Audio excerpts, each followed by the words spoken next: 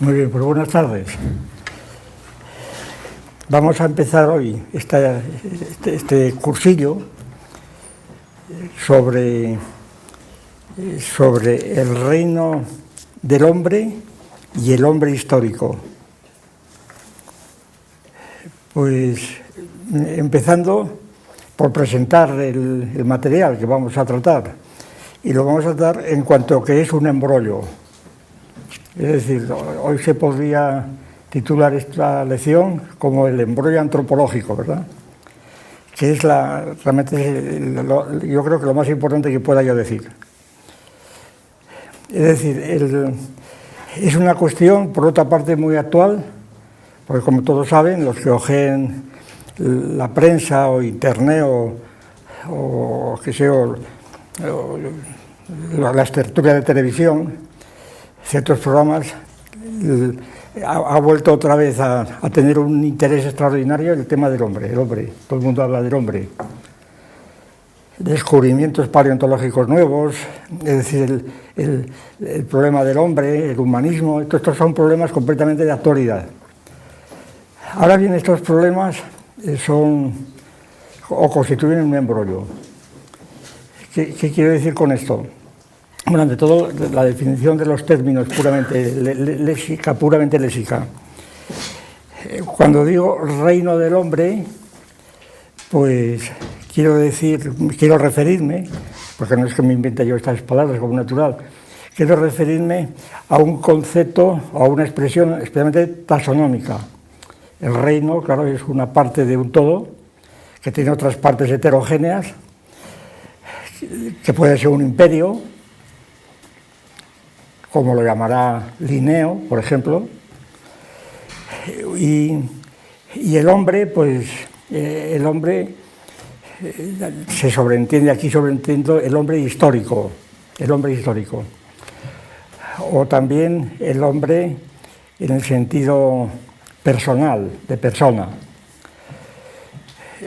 La razón de acudir a la denominación de hombre histórico es precisamente esta, que yo es el primero que conozco así relevante, ¿no?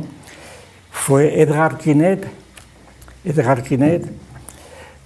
autor de un libro muy famoso en el último tercio del siglo XIX, titulado La creación, en donde define al hombre precisamente como ser histórico, como ser que se desplaza en el tiempo, con fórmulas que, por cierto, tomó casi literalmente Ortega. La teoría de Ortega como escritor es literalmente la de Edgar Quinet. Y también sugiere esto inmediatamente la famosa distinción de Marx entre el hombre prehistórico y el hombre histórico, ¿no? Claro, Marx, excuso de decir, nada más sostenía que el hombre prehistórico era todo hasta la venida del comunismo. Es cuando empezaba la historia del hombre propiamente. Todo lo que hemos vivido hasta ahora es prehistoria. Al decir hombre histórico, pues estoy también sugiriendo lejanamente este tema marxista, el hombre del futuro, ¿verdad? El hombre nuevo, etcétera. Bien, pues entonces lo que quiero decir es que estos temas, el reino del hombre y el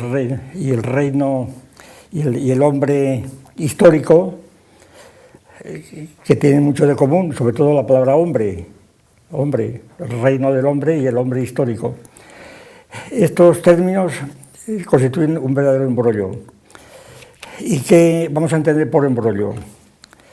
Pues embrollo es un término que hoy día tiene un sentido más bien coloquial, vulgar, pero que sin embargo tiene una tradición muy, muy ilustre.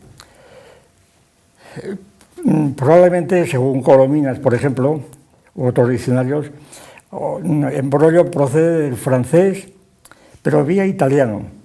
Claro, Corominas dice también vía catalán, aunque luego se inclina por el italiano, ¿no?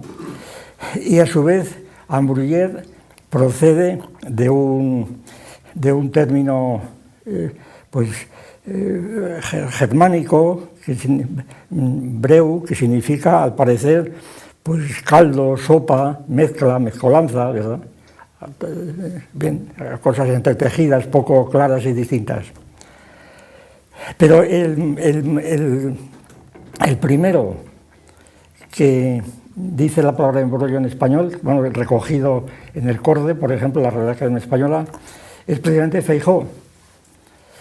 Y Feijóo, me parece que traigo aquí los textos, Feijóo dice, por ejemplo, en varios sitios, bueno, voy a resumir porque tengo aquí una página entera de citas de Feijóo, pero vamos, la más pertinente para nosotros es esta. En la primera habla de los embrollos arábigos, el embrollo arábigo, pero sobre todo la que más nos interesa porque está ya en un terreno, diríamos, filosófico, de la tradición filosófica como la nuestra.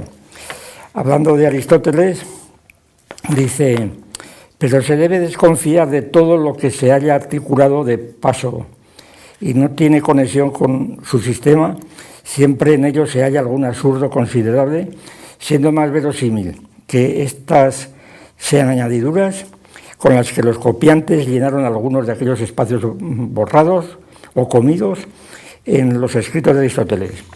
Dice, pongo por ejemplo, el libro primero de Celo, capítulo primero, prueba que el mundo es perfecto porque consta de cuerpos, prueba que todo cuerpo es perfecto porque consta de 3 dimensiones, prueba de lo que consta de 3 dimensiones es perfecto porque el número ternario todo lo comprende.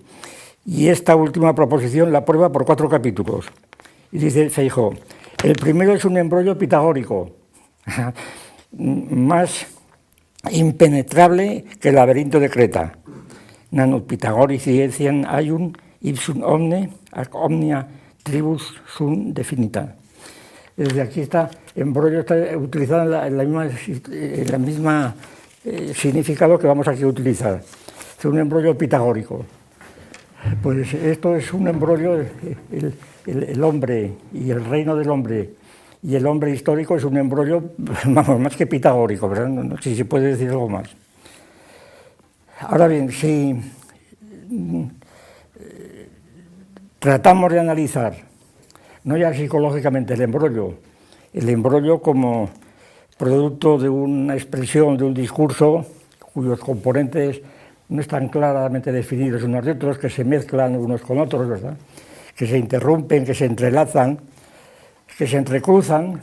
Es decir, si el embrollo lo entendemos no psicológicamente, sino lógicamente, en un terreno lógico, yo creo que una buena definición de embrollo podría ser esta. Pues es un discurso en donde las líneas y los términos de que consta no están distinguidas ni clara ni distintamente. Entenderlo por claridad aquello que delimita unas cosas de otras y por distinción lo que delimita unos componentes de otros dentro de tal. Pues bien, en el embrollo está todo confundido y generalmente sin darnos cuenta de ello, claro, sin advertir que está confundido, porque cada uno de los componentes pues, puede ser perfectamente claro y distinto, inteligible, pero la acumulación de estas cosas claras y distintas, cuando no están a su vez conexionadas sistemáticamente, pues produce ese embrollo.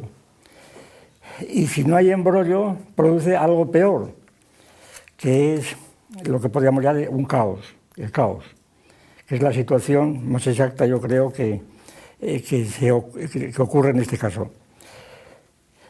La idea del caos que aquí utilizamos yo creo que se puede resumir de este modo. Es un caos acumulativo de, valga la paradoja, de términos claros y distintos. Es decir, la pura acumulación de lo que es claro y distinto, al estar acumulado sin formar sistema, pues forma un verdadero caos, que es al mismo tiempo un embrollo. Ejemplos de caos, vamos, conocidos de todo el mundo, y seguramente estarán de acuerdo en que el diagnóstico se ajusta bien a la situación.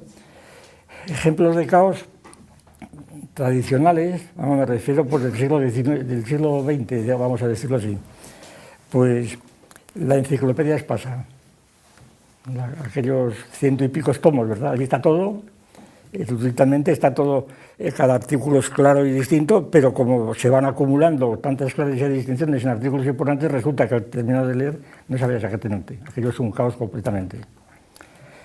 En nuestro siglo, pues claro, el caos es Internet. Un caos completo, ahí está todo, pero todo, nada, un caos, completamente un caos. Una selva, todo enredado, aunque cada noticia pues pueda ser clara y distinta. Y esto es lo que ocurre precisamente con los temas que acabamos de enumerar. Entonces, claro, la idea del embrollo y del caos consecutivo al embrollo, pues puede afinarse en formas lógicas, pues, por ejemplo, de este modo. Voy a decir esto porque es lo que yo he estado teniendo en cuenta en el momento de organizar estas lecciones. La idea central es la siguiente: recurrir a la lógica de clases y a la lógica de relaciones, sencillamente. Muy brevemente y sin complicaciones, porque no son necesarias. Aunque son necesarias si se quiere afinar los asuntos, pero en fin, para la escala en que estamos es suficiente. Es decir, si estos conceptos que hemos dado, el reino del hombre, que es un concepto clase, que puede pasar como una clase al lado de otras, ¿no? Una clase que está incluida en otras clases. Pues, por ejemplo, las otras clases en que está incluido el reino del hombre, pues el reino, como decimos, es una parte de un imperio. Insisto en que la denominación que dio Linneo, que ya estudiaremos en su momento, porque es fundamental para nuestra argumentación.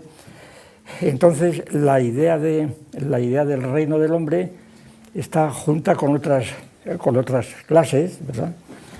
Con otras clases, pues como puedan ser el reino animal, el reino vegetal, el reino mineral. Ya estamos cerca del Linneo, ¿verdad?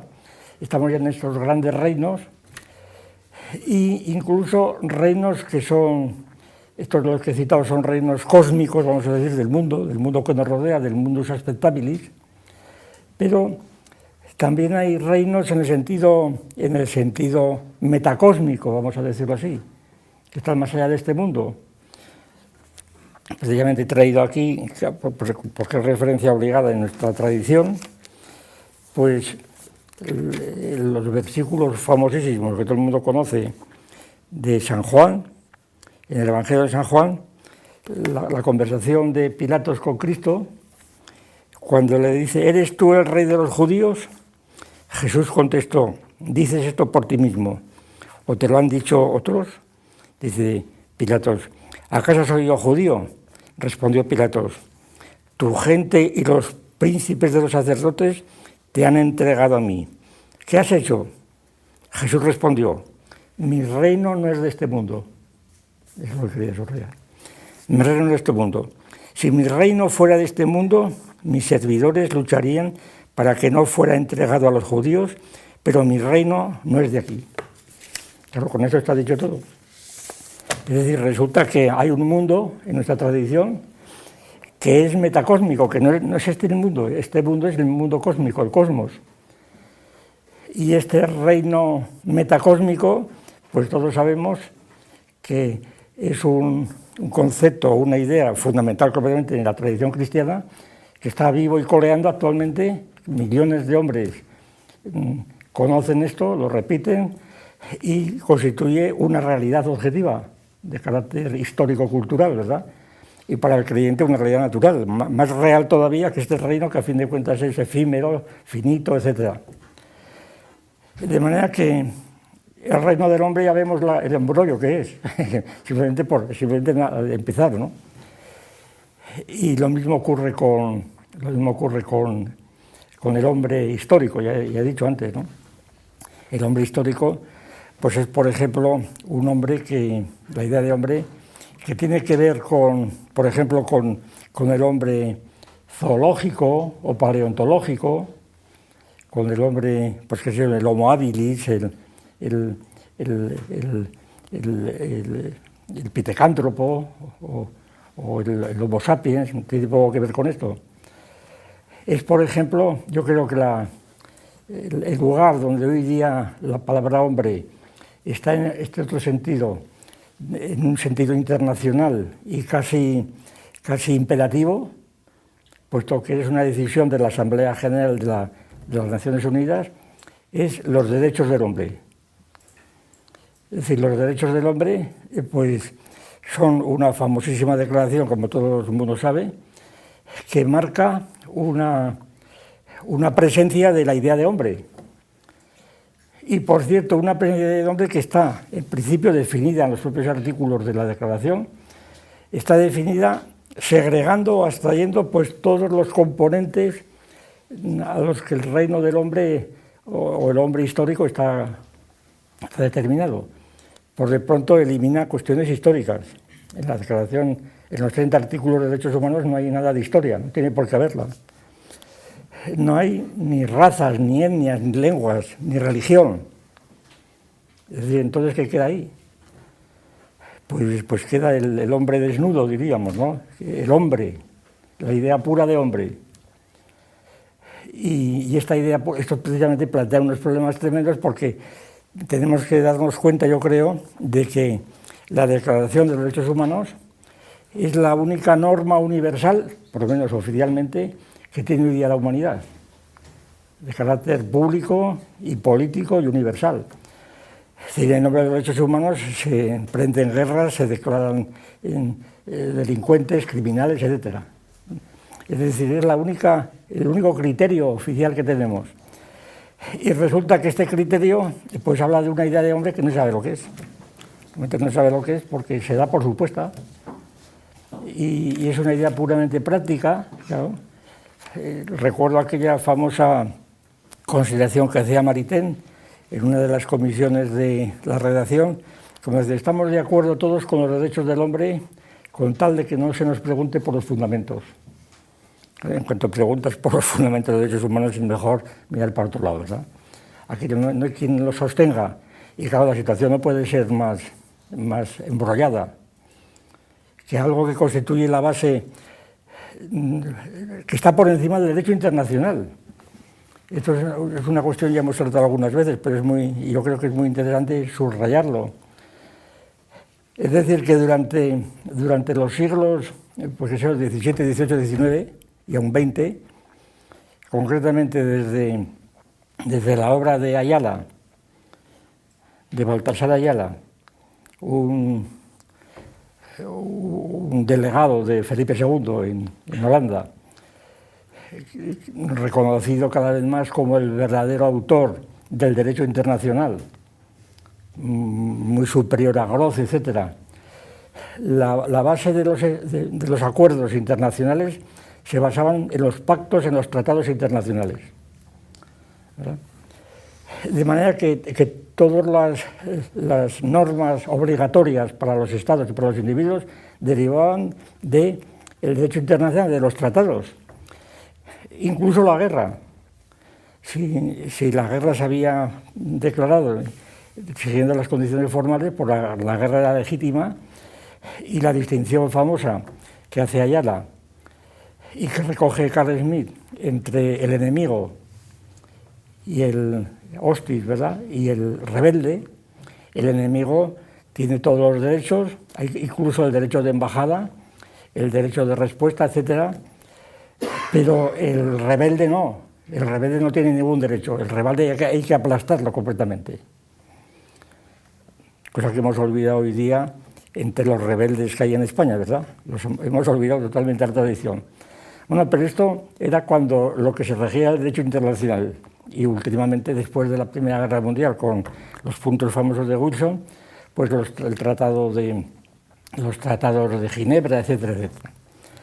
Ahora, los derechos humanos, aquí iba yo, los derechos humanos están por encima del derecho internacional, porque ya no son pactos de dos naciones. Al parecer es un acuerdo de toda la humanidad representada por las Naciones Unidas. Claro, idea también completamente eufórica, porque como bien sabido, los derechos humanos no fueron firmados ni por la Unión Soviética y satélites, ni por China, ni por los musulmanes.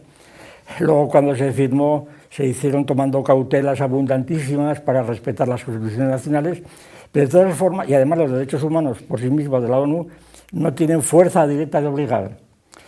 Lo que ocurre es que, como todo el mundo sabe, han sido recibidos por las diferentes constituciones, de manera que forman parte de las constituciones de los diferentes estados soberanos, y por consiguiente, cuando se invocan los derechos humanos, se invoca una norma de génesis superior a las propias normas constitucionales, porque emanan, según muchos, de la humanidad, ¿no?, representada por esto, y entonces constituyen ya una norma universal. Sin embargo, esta norma universal, pues ya sabemos que no sabemos lo que significa. Sencillamente el hombre se da por supuesto, y además se define de un modo puramente negativo, y se dan cuestiones, pues lo que fue, al final de la Segunda Guerra Mundial, encontrar rápidamente unos criterios mínimos, una vez que se habían concentrado y se habían enfrentado pues multitud de soldados de diferentes nacionalidades, había que encontrar una norma común por encima de las diferentes confesiones y tradiciones y culturas, etc. Y esta norma, pues, normas cuyos contenidos pues, son más o menos, en principio, más o menos tradicionales, comunes, parecidos a las normas de la época de la Revolución Francesa, de los derechos del hombre, con la diferencia de aquella norma de la Revolución del 89, pues eran normas excesivas porque Francia no tenía jurisdicción fuera de su territorio, mientras que la ONU tiene jurisdicción teórica sobre todos. O sea, la diferencia jurídica es la misma, y entonces los derechos humanos ya no son cuestiones de derecho internacional, sino supuestamente de una declaración por encima de ellos. Pues esto es la idea de hombre a la que me refiero. Y esta idea de hombre, pues en principio, como vemos positivamente, no tiene nada que ver con el reino del hombre, que ya implica otra multitud de cosas. Bien. Entonces, la cuestión podemos plantearla así, puesto que nos enfrentamos con esta cuestión. ¿Cómo lograr, puesto que de esto se trata de presentar primero algunos ejemplos más concretos de embrollos y cómo se producen en términos de lógica de clases, de unas clases que están incluidas en otras y están intersectadas por otras terceras, o de unas relaciones que están sugeridas por estas clases, es decir, la propia normalidad de un discurso o de una situación en donde hay múltiples clases que se mezclan unas con otras, que no son clases que están separadas, exentas, megáricas, ¿verdad?, sino que están todas entremezcladas y enfrentadas, y a veces enfrentadas a muerte, como sabemos. Basta recordar el 11S. Están enfrentadas a muerte. Entonces la cuestión sería la siguiente, que la forma más radical, por así decirlo, la forma más radical de evitar los embrollos y el caos sería cortar las relaciones entre unas clases y otras. Cortar todo tipo de relación y dejar aisladas los elementos del discurso del que estamos hablando. Concretamente aquí, en este caso nuestro, pues cortar la relación del reino del hombre y del hombre histórico.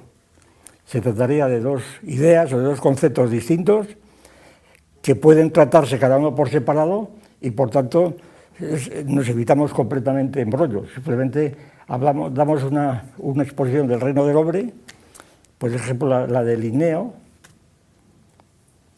aparentemente, digo aparentemente porque el reino del hombre, sobre todo los paleontólogos, concretamente los de Atapuerca, empezando por el promotor, el Aguirre, ¿verdad?, y después todos los demás, pues que utilizan, siguiendo por otra parte a Tobías, al Leakey, etcétera, antropólogos pues conocidos por todo el mundo hoy día, pues estos antropólogos aceptan el concepto de homo Linneo, hombre de Linneo, homo de Linné, que tiene varias especies, claro. Pero resulta que el Homo de Linneo es un reino, porque Linneo no considera al hombre como un reino. O sea, el reino del hombre no es una expresión linneana. Linneo considera al hombre como una parte del reino animal. Y entonces el hombre de Linneo y el reino de Linneo es una contradicción. Vamos, por lo menos es un desafuero filológico, histórico. Es decir, el reino del hombre no era esto de ninguna manera. Y claro, y lo que pasa, como también es bien sabido, la idea de Linneo, que fue realmente sorprendente para toda la tradición pues, dualista cartesiana, por decirlo así, pues fue inmediatamente frenada, por así decir, por toda otra tradición, también francesa, por cierto, que luego tuvo en España una gran repercusión, la tradición concretamente de Geoffroy Saint-Hilaire y después otros muchos, y en España, pues, los antropólogos de Madrid, como se ha llamado, la Sociedad de Ciencias Naturales de Madrid, era de médicos, la mayor parte de los cuales, que rechazaban completamente la idea de Linneo de considerar al hombre como un animal y consideraban al hombre como un reino aparte, el reino del hombre, precisamente. El reino hominal, decían algunos, el reino del hombre. Y entonces, y esta tradición duró todo el siglo en España. Pues, por ejemplo, Antón, el famoso antropólogo, y el primer catedrático de antropología en España, pues él precisamente era linneano. Él decía, no, el reino del hombre no tiene ninguna más alcance, pues que pueda tenerlo, y la antropología es la que estudia el reino del hombre, pues como la cinología estudia a los perros y cosas de ese tipo, ¿no? Pero, sin embargo, contra Antón se enfrentaron multitud de antropólogos, algunos de la categoría, por ejemplo, de... ¿Cómo se llama este hombre? Letamendi, el autor de aquella famosa frase, el que solo sabe de medicina, ni medicina sabe, ¿no? Letamendi, claro, protestaba de que el hombre fuera un animal.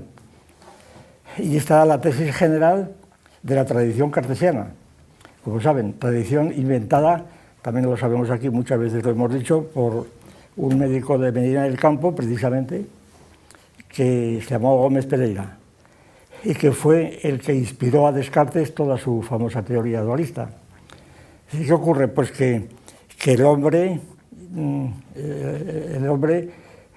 pues, no es animal, el hombre es espíritu. Y el hombre es un autómata, es un espíritu que está instalado en un autómata, como pueden ser los animales, que no vive, que no son seres vivientes, ni siquiera los hombres somos vivientes, somos autómatas, que tenemos espíritu, eso sí, pero el espíritu está acoplado al cuerpo, pues es decir, la famosa teoría de la glándula pineal cartesiana, que es siempre motivo de, siempre para mí, para otros muchos, motivo de sorpresa, cómo se habla del racionalismo cartesiano, los franceses, cómo invocan a Descartes como prototipo del racionalismo, cuando es uno de los pasajes más oscuros y más estúpidos, por decirlo así, de Descartes, ¿verdad? Es decir, en la glándula pineal está allí el espíritu comunicando con el autómata y dirigiendo los espíritus animales, que son una especie de moléculas de vientos que entran por los tubos de los nervios, etc. Y entonces el espíritu va por un lado y el cuerpo es simplemente una especie de traje que el espíritu pues se cambia de vez en cuando se cansa de él se cambia y nada más. Claro, entonces con esto no hay ningún embrollo como natural, sencillamente por una parte está el cuerpo, por otra parte está el espíritu. Tesis también que sostuvo Malebranche. Bueno, hay una tradición literal, Malebranche lo mismo, Malebranche, un cartesiano y uno de los principales promotores de la física moderna, de la teoría de los colores, de Malebranche y otras muchas cosas, ¿verdad? Pues Malebranche pues, sostiene nada menos que el hombre, el espíritu, no tiene absolutamente nada que ver con el cuerpo. que el hombre es el espíritu está completamente independiente del cuerpo, de ahí su libertad, y que el cuerpo es un automatismo completamente, y gracias a esto, claro, también es verdad que gracias a esto, pues la medicina y la biología pudieron desarrollarse de un modo increíble al tratar a los organismos como si fueran máquinas. Es como la idea de reflejo, que también se ha citado. La idea de reflejo, que hoy día es tan popular y tan vulgar, lo de Pavlov, los dedos condicionados, esta es una idea cartesiana basada precisamente en una metáfora óptica, porque esos espíritus animales se reflejaban en la glándula pineal, y en ese ángulo de reflejo pues consistía la posibilidad de intervenir el espíritu sobre el automatismo que había predicho, como digo, Gómez Pereira. Y además en este contexto es muy conveniente, yo creo, recordar que la argumentación de Gómez Pereira, el médico de Medina del Campo, fue también de signo espiritualista. Si Gómez Pereira insistió en que nosotros, en cuanto vivientes, somos autómatas, porque propio del espíritu es sentir, es decir, lo que llamamos sentimientos, los sentidos externos, no son cosas del cuerpo, son cosas del espíritu. Desde el punto de vista de un autómata, los sentidos, las sensaciones son simplemente reflejos puramente físicos. Un poco la cuestión del behaviorismo, ¿verdad? Es decir, que las tesis cartesianas se reproducen en el siglo XIX y XX con el behaviorismo, con el conductismo, con la teoría de Miller, etc. Y por tanto que si el sentir, los sentidos son cosas del espíritu, y por supuesto los conceptos también el alma racional, entonces naturalmente no queda absolutamente nada fuera para el cuerpo. Es decir, el cuerpo es un autómata, simplemente. Un autómata, tesis como he sabido que tuvo un gran desarrollo en todo el siglo XVIII, pero en fin, vamos a dejar este punto porque es muy conocido, pero pues conviene, yo creo, tenerlo en cuenta para un poco medir el terreno en que nos movemos y el origen de donde nos movemos.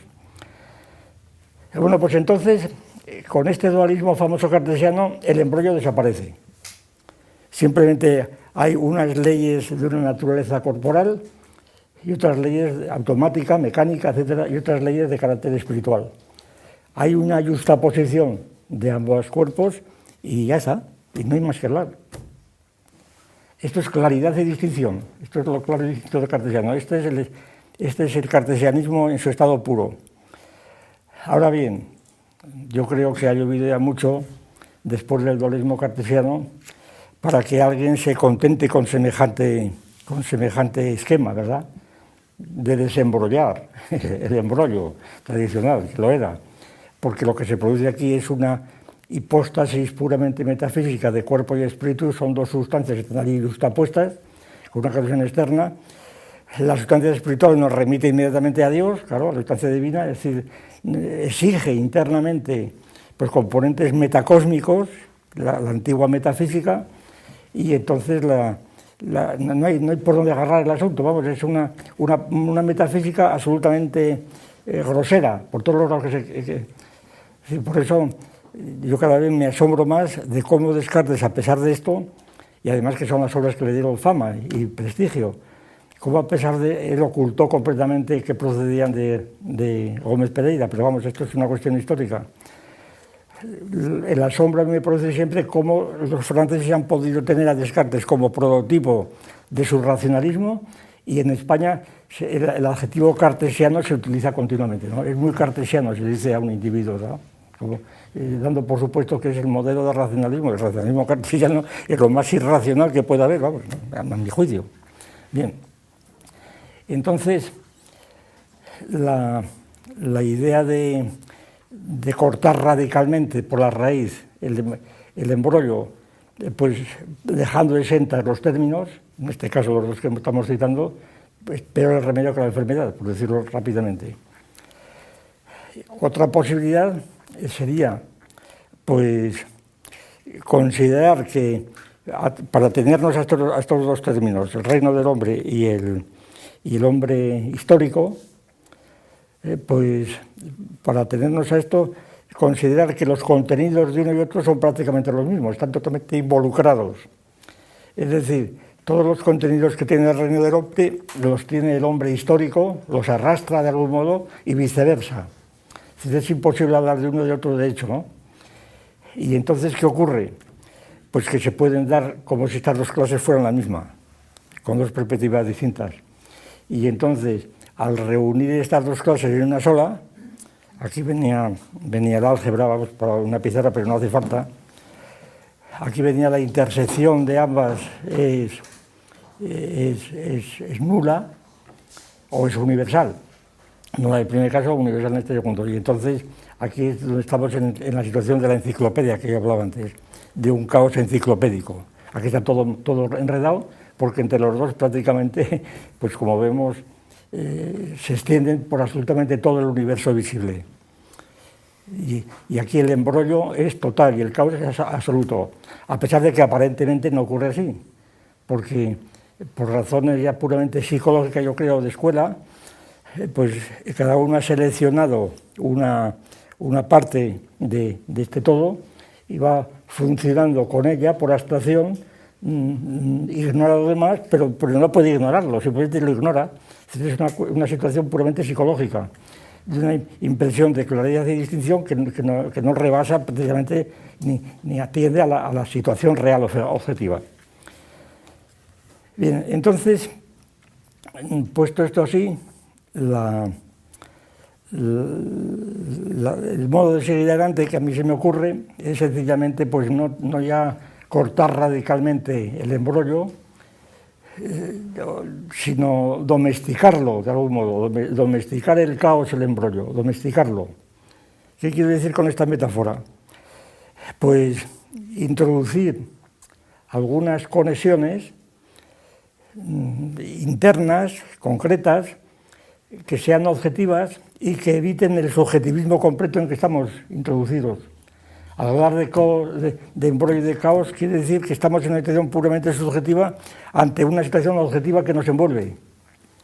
El caos nos está envolviendo por todo. Es decir, y sobre todo en nuestra época, claro, en donde la tolerancia, sobre todo el relativismo cultural, la tolerancia a las opiniones ajenas, el respeto, es total.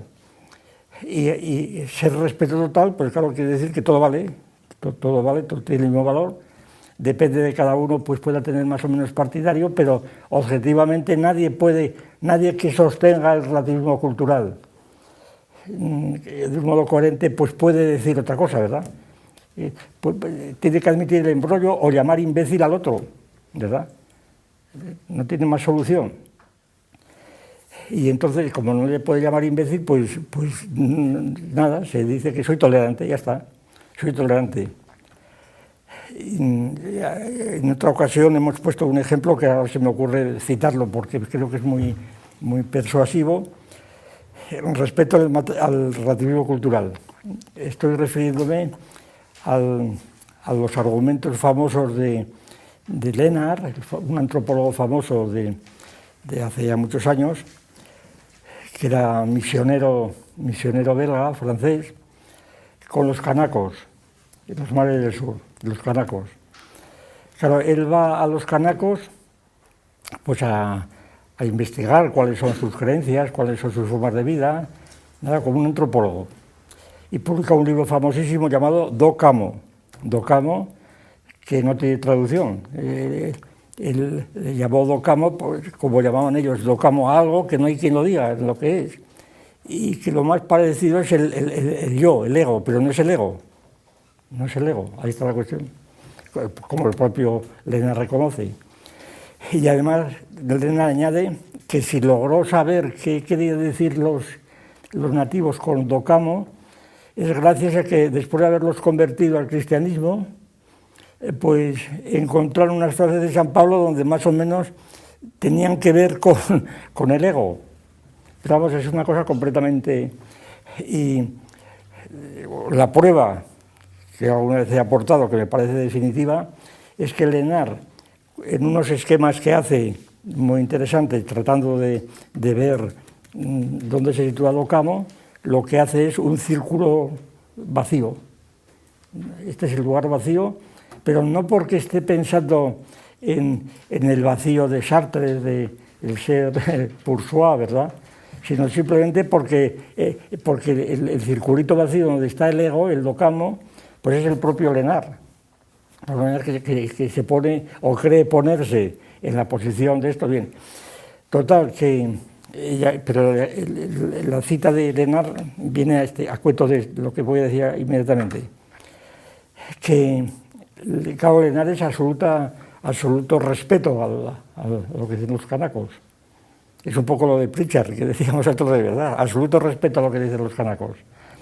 Pero claro, cuando un canaco, por ejemplo, que entre otras cosas tiene la evidencia de que ellos se transforman en lagartos y tienen la bilocación, es decir, un canaco puede de repente ser un lagarto que está por ahí, en una peña o entre unas hierbas, o bien un canaco pues puede ser alguien que está aquí y allí al mismo tiempo, la bilocación. Claro, en el momento en que encontramos con cosas de estas, uno podrá más o menos pensar, bueno, pues bien, mientras los canacos digan que en su tiempo, en otro tiempo hubo unos antepasados, lo que fuera, ¿no?, pues más o menos puedes entenderlo. Pero cuando te dice que el canaco está en dos sitios a la vez, dices, no, esto no puedo entenderlo. Aquí no hay relativismo cultural. Si tú dices esto, está usted completamente loco o es un salvaje. Y se dice, no, es que yo soy el lagarto, no es lo mismo, es que no puedo tolerar que usted me diga que usted es un lagarto. Entonces me marcho. Simplemente yo tomaré nota, pues como toma nota en un manicomio, ¿verdad?, alguien que escucha a un demente, ¿verdad? Pues, pero bueno, yo no lo tolero, ni, claro, en absoluto. Y entonces yo recuerdo, y perdónenme, es que tengo el recuerdo muy vivo, hace muchísimos años, cuando estaba en Salamanca, yo era amigo de unos psiquiatras que me llevaban a ver el psiquiátrico, el manicomio, se decía entonces. Y había una señora allí que decía que era una condesa polaca, no sé qué líos tenía, y ahí me presentaban como el conde, no sé, Bronowski, no sé qué, ¿verdad? De manera que cuando anunciaban que iba a verle, que era un príncipe polaco amigo de su familia, entonces aquella pobre mujer, se preparaba, se ponía una sábana en forma de chal, ¿verdad? Yo tenía que besarle la mano y empezaba a hablarme y era una cosa realmente sorprendente. Claro, se puede decir que yo estaba tomando... Claro, el psiquiatra sí, el psiquiatra quería curarla, y yo dejaba eso para los amigos, ¿verdad?, para curarse. Yo estaba realmente pues totalmente asombrado, como podía estar ante el canaco que dice que se ha disfrazado de lagarto, ¿no? Es decir, aquella individua estaba loca, sencillamente. Y yo no podía respetar sus creencias, yo tenía que curarlas. Pues esto en general es lo que pasa con el relativismo cultural. Es decir, que hay multitud de cosas donde no puedes absolutamente ser relativo, tiene que ser dogmático. Entonces, si te descuidas, te llaman fascista ahora. Vamos, si te descuidas, no, a las dos palabras que hablas. Te llaman, eso es cosa de un fascista, ¿no? Esto es sencillamente pues, de un dogmático, claro, un dogmatismo total, claro. El mismo dogmatismo que no es irracional, porque los dogmas están demostrados a su vez. Bien. Bueno, pues entonces, la forma de domesticar el caos o el embrollo sería encontrar, por lo menos, algunas conexiones, de cualquier tipo que fueran, y comenzar a aplicarlas al embrollo para ver qué se puede sacar de allí, evitando el relativismo cultural. Bueno, voy a ir más deprisa porque ya veo que el tiempo apremia, ¿verdad? Bien. La situación sería entonces la siguiente. En el momento de comenzar a analizar el embrollo, el caos, como se quiera llamar, pues estamos distinguiendo, hay que distinguir. No se puede ser neutral, esto es lo que digo yo, es imposible ser neutral. Y entre los criterios que me parece que son imprescindibles para internarnos en este mundo, pues está la distinción, por ejemplo, entre embrollos, hablando en lógica de clases o de relaciones, embrollos cósmicos y metacósmicos, ¿verdad? Por ejemplo. embrollos cósmicos y metacósmicos. Ahora bien, los embrollos metacósmicos más conocidos, pues ya sabemos cuáles son. Pues son las tres grandes ideas metafísicas de la metafísica tradicional, que son Dios, el hombre y el mundo. Las ideas de Bacon, de Kant, etcétera, de Wolff. Bien. Ahora bien, si nosotros empezamos a hablar de embrollos mentando a Dios, a los espíritus puros, ¿verdad? A los ángeles, por ejemplo, entonces estamos en diálogo completo con una metacósmica que es incompatible con las coordenadas del materialismo filosófico. No sé si me explico. Y si no cortamos, entonces el embrollo sigue ahí, sigue totalmente de frente. Pero por otra parte, no podemos simplemente ignorar que las tres ideas de la metafísica tradicional, occidental, Dios, alma y mundo, esas tres ideas tienen su fundamento. Es decir, que no son delirios subjetivos de la razón, tienen un fundamento objetivo. Es decir, si no, no habría filosofía de la religión ni de teología. Dios no es una cosa que se ha inventado un loco, ¿verdad? ¿No? La idea de Dios tiene un fundamento objetivo, cualquiera que este sea, y entonces, y no digamos la idea de alma y la idea de mundo. Todas las ideas tienen su fundamento. Su carácter metafísico viene de otro lado. Entonces, en una palabra, y para abreviar, se trata de encontrar pues unas coordenadas que, siendo materialistas, puedan a través de ellas hablarse de estas coordenadas metacósmicas, ¿verdad? Pues los que están aquí, o gran parte de los que están aquí, saben que estas coordenadas principalmente son de dos tipos. Primero, las que llamamos las coordenadas de la ontología general y de la ontología especial. Christian Wolff, como es bien sabido, que es el que introdujo principalmente esta distinción, la ontología general se refería al ser en general o a Dios como componente de la ontología general, puesto que Dios era el ser por esencia y el ser primer analogado. Es decir, la idea de la teología natural en Wolff desempeña, y en Suárez y en otros muchos, ¿verdad?, desempeña un papel de contenido de la ontología general, porque Dios es el primer ser. Es decir, pasarlo a la ontología especial ya es degradarlo completamente. Es poner a Dios como los dioses olímpicos, diríamos, ¿verdad?, junto con los hombres o con los animales. Entonces, en las coordenadas del materialismo distinguimos tres géneros de materialidad, de M1, M2, M3, de suerte que M1 es el mundo físico, cósmico, M2 es el mundo, vamos a decirlo rápidamente, psicológico, no es esto, pero en fin, el mundo psicológico, y M3 es el mundo, tampoco es esto, el mundo matemático, para decirlo rápidamente, que no son ni naturaleza ni espíritu, ninguno de ellos.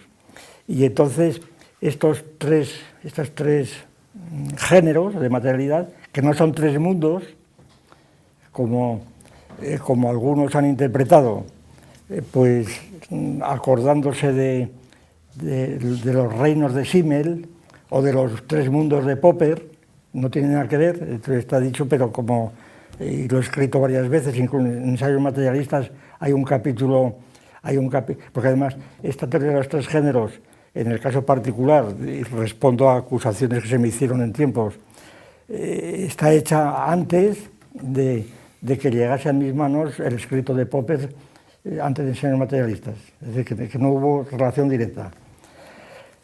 Entonces, no son mundos, ni son reinos, como decía Simmel, de donde seguramente tomó Popper sus ideas de los tres mundos, sino nosotros lo llamamos géneros de materialidad.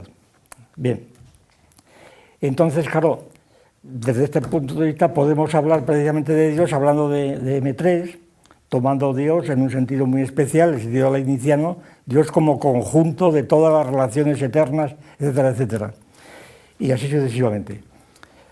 Bueno, voy a dejar este asunto porque aquí nos metemos en unas cuestiones muy abstractas que nos alejan un poco de la cuestión.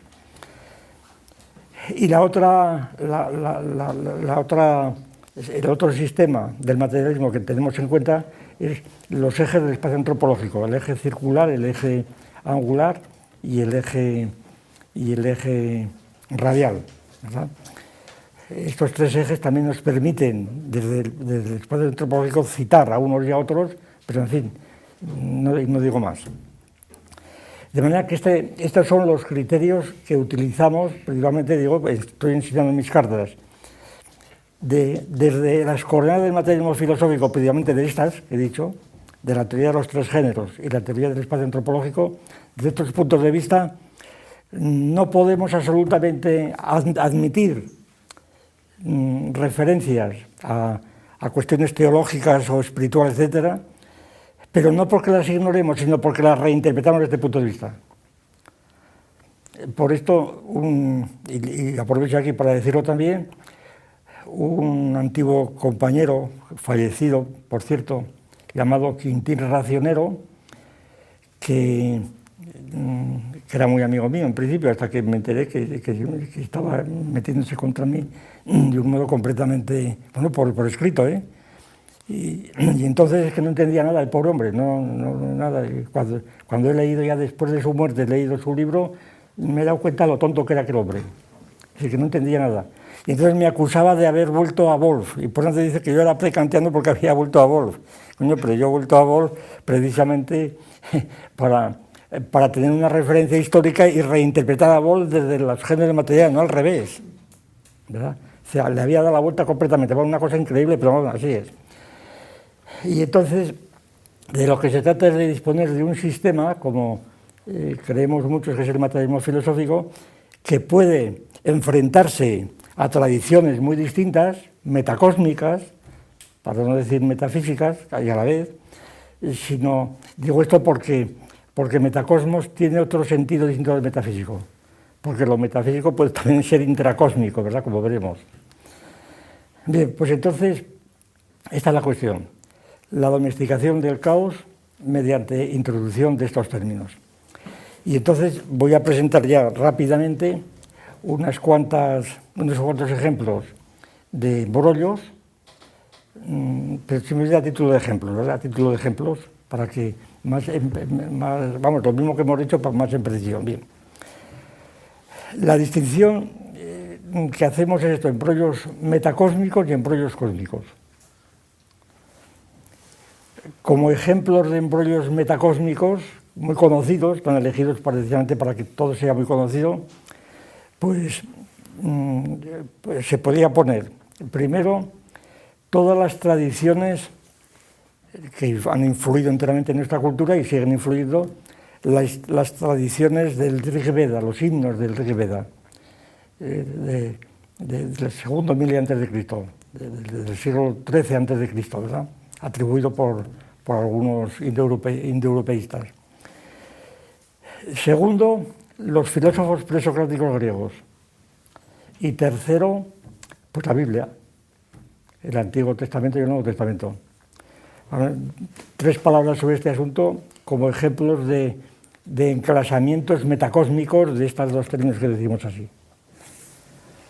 Muy rápidamente porque es muy conocido, pero vamos, como van a ver, es imprescindible tenerlos en cuenta. ¿Por qué? Pues porque están en nuestra tradición y porque la tradición nuestra actual, incluso la más grosera, depende de estos y no al revés. Bien, en cuanto a las tradiciones védicas, me limito simplemente a citar la famosa figura de Purusha. Purusha es y los himnos a Purusha, el Indo 14, etcétera, hay varios himnos. Purusha simplemente es una representación que aparece en los Vedas, en donde se habla de una especie de gigante de 1000 caras y 1000 ojos y 1000 brazos, etcétera, un gigante corpóreo, pero que tiene forma humana. Es el macrocosmos completamente, es el macrocosmos.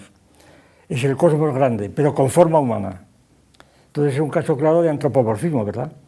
Es decir, en el origen del universo hay un cuerpo gigantesco que tiene forma humana.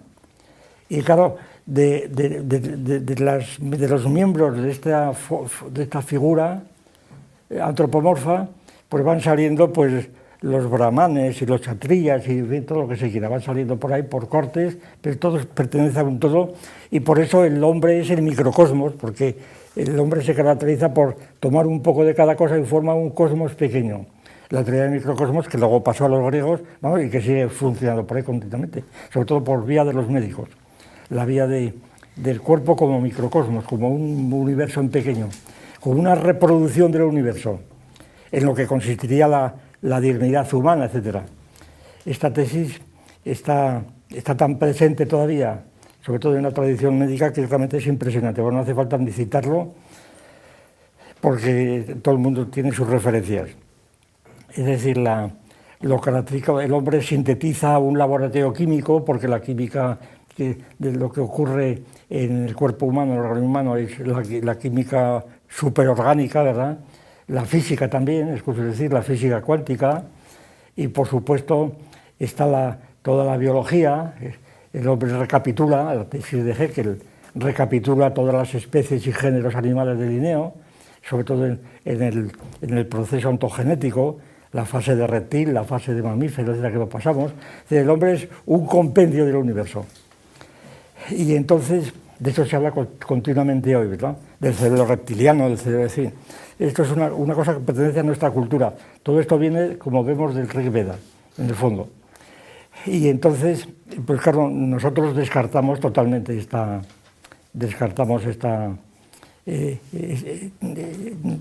consideración. Pero ¿por qué? ¿Por qué la descartamos? Dándole un fundamento. El fundamento es pues este que he dicho, que efectivamente el hombre, pues por su complejidad y por ser una de las últimas especies que ha aparecido en la evolución, pues efectivamente tiene mucho de laboratorio de química y de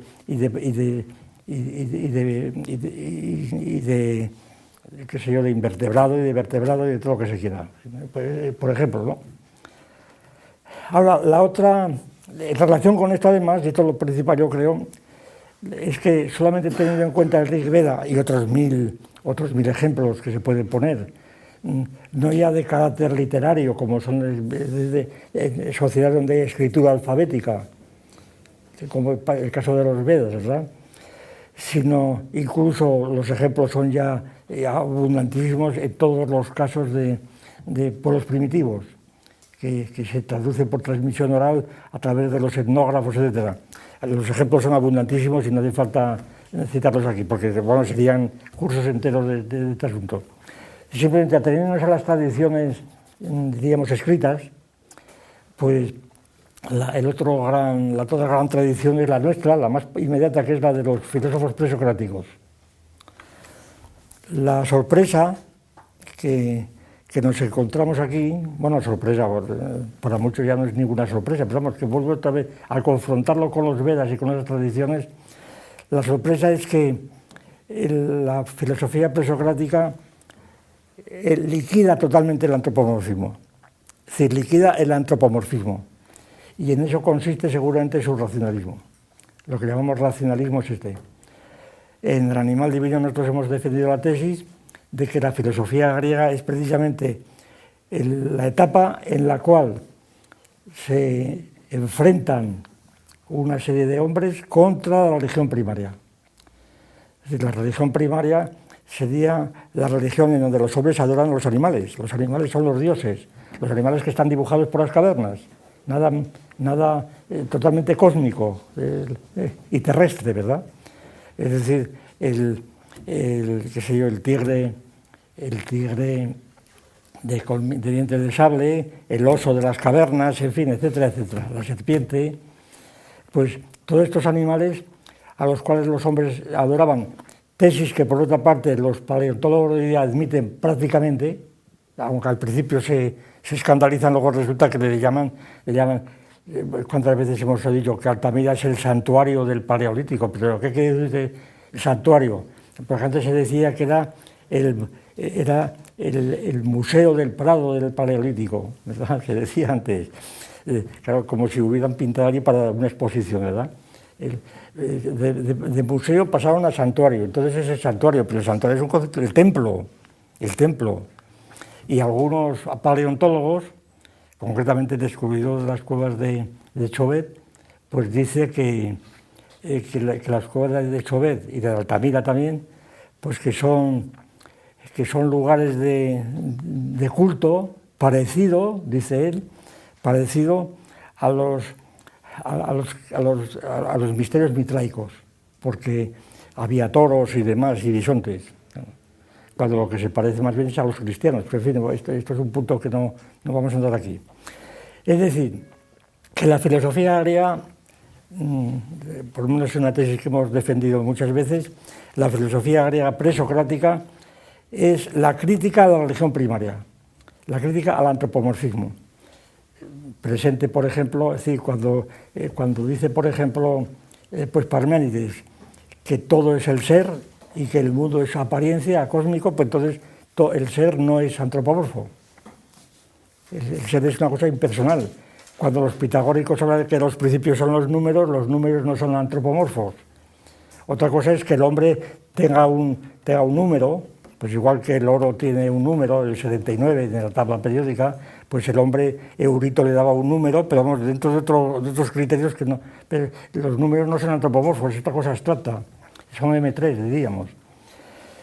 Y así sucesivamente. Y Tales de Mileto, cuando dice que todo es agua, pues el agua no es antropomorfa, ¿verdad?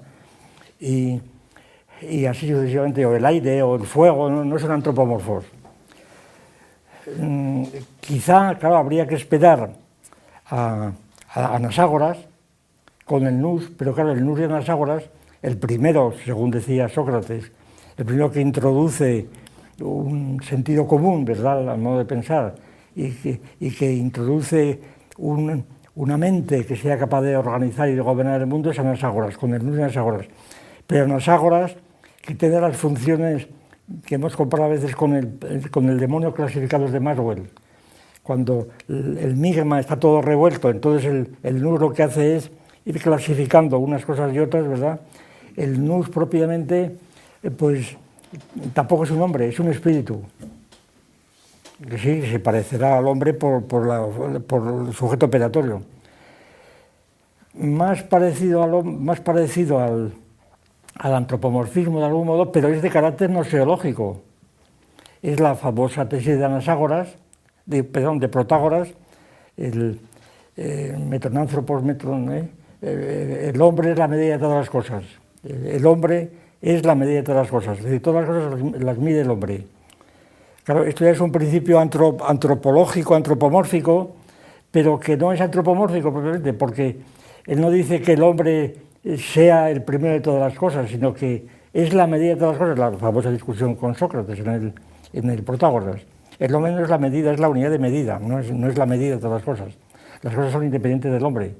Ahora el hombre las capta a escala, literalmente a escala de la medida.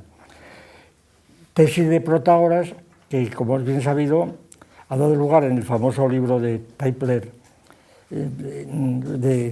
sobre el principio antrópico, el famoso principio antrópico de Brander, Carter. El principio antrópico fuerte lo toman de Protágoras. Dice que la primera formulación del principio de Protágoras, aunque tiene poco que ver, pero en fin, tiene mucho que ver, pero vamos, tal como lo interpretan este mamotreto, ¿verdad? Pues a mi juicio no. Bueno, total, el Dios de Aristóteles no tiene nada que ver con el antropomorfismo. Es decir, el acto puro no conoce al mundo, ni lo ha creado, es pensamiento del pensamiento, pero ya no es humano. Es decir, Aristóteles no es antropomorfo. Otra cosa es que sea metafísico, pero no es antropomorfo. Y así sucesivamente. Y el uno de Plotino tampoco. Para citar el último gran sistema filosófico de Grecia. Es decir, la filosofía griega yo creo que se caracteriza por estar siempre a distancia del antropomorfismo. Todo el mundo recuerda aquellos famosos fragmentos de Genófanes de Colofón, cuando dice, si los dioses fueran como los hombres, entonces resulta que los etíopes tienen a sus dioses de color negro y con cabellos rizados, y los griegos los tienen con cabellos rubios y tez blanca, ¿no? Algo así. Es decir, Genófanes ya está criticando el antropomorfismo griego. Y esto es tónica general de todos los filósofos griegos, y precisamente por eso el delito famoso de asebeia, de impiedad, que se acusa con que se acusa generalmente a todos los filósofos griegos, y a algunos les cuesta la muerte, como al propio Sócrates, empezando por él, y Anaxágoras y Diágoras, etc. Pues entonces todos estos son, la Sebeya tiene que ver con esto, sin duda ninguna, con la impiedad ante los dioses primarios.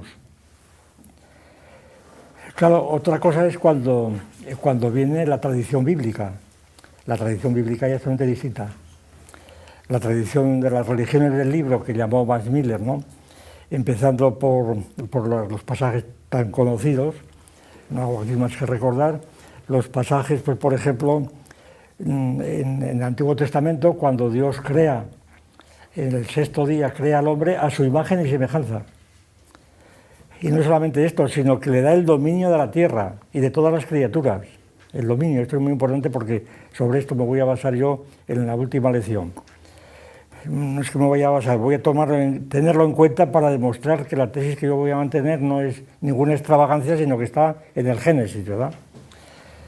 Y después se continúa por muchos. Bien, pues la idea de que el hombre ha sido creado por Dios, a su imagen y semejanza, sobre todo, una vez creados los ángeles, Dios decide, según la Biblia, ¿verdad? Dios decide convertirse en criatura, pero no en un ángel, en un querubín, en un serafín, sino en un hombre que todavía no había creado, en el hombre. Y entonces, claro, esto provoca la rebelión de los ángeles, de menos. Aquí es cuando viene el gran cataclismo metacósmico, ¿verdad?, donde los ángeles se rebelan, Dios los arroja al infierno, y entonces los ángeles, cuando ha creado al hombre, entonces los ángeles tientan al hombre y ahí empieza la historia. Es decir, que todo lo ve muy bien San Agustín, está la tesis de San Agustín, como bien sabían, la ciudad de Dios. Es decir, la gran revolución metacósmica fue la rebelión de los ángeles. Luego discutían los teólogos si el pecado de los ángeles fue de soberbia, fue de lujuria, fue de lo que fuera, ¿no? Pero lo cierto es que fue anterior, fue provocado por el anuncio que Dios Padre les hizo de que la segunda persona de la Trinidad, que estamos en un Dios trino, la segunda persona de la Trinidad iba a encarnarse en Jesucristo, en un hombre, en el Hijo de María. Claro, esto solivianta a los ángeles, no pueden entrar y se rebelan. Y estos ángeles después son los que tientan a Adán en el paraíso. Y con ello lo hacen pecar y con ello empieza la historia universal. Y el hombre histórico, por decirlo así. Entonces, esta es todo una tradición, claro, de carácter mitopoético, pero que sigue vigente de un modo u otro, más o menos disimulada, pero sigue vigente. Luego viene lo de la costilla de Adán, luego viene, claro, los movimientos de desmitificación de la Biblia, de si la costilla pues no fue una costilla, sino que fue otro mono, como sostenía aquí en Oviedo Cruzafón, un ilustre catedrático de antropología, con el cual yo tuve mucha relación hasta que tuvimos que reñir necesariamente, claro, porque este sí que era dogmático, era una cosa tan evidente, claro, bien. No habría mucho que hablar, pero no tenemos tiempo.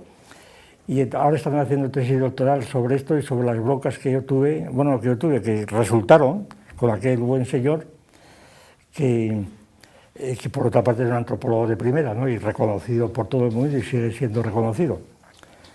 Bien, pues entonces, por ejemplo, Cruzafón sostenía que la pareja origen del hombre, había sido creado, Dios había creado una pareja, Adán y Eva.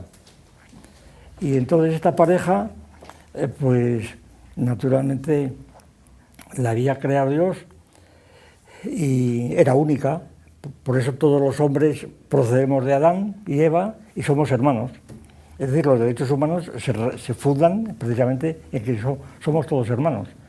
La fraternidad universal, idea que luego Pierre Leroux le parecía demasiado pegada al lema bíblico y la sustituyó por la palabra hoy en boga, que es la palabra solidaridad.